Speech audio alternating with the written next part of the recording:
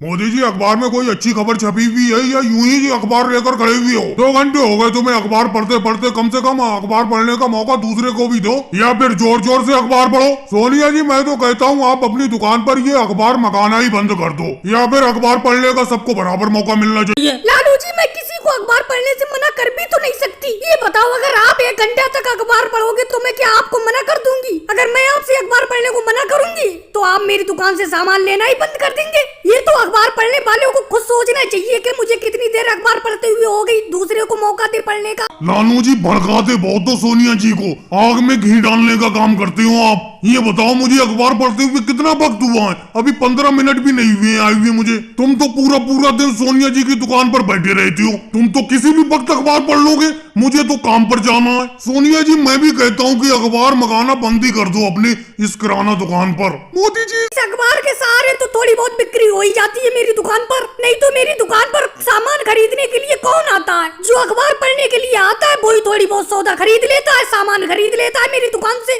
और आप कह रहे हो कि मैं दुकान पर अखबार मंगाना बंद कर दूं?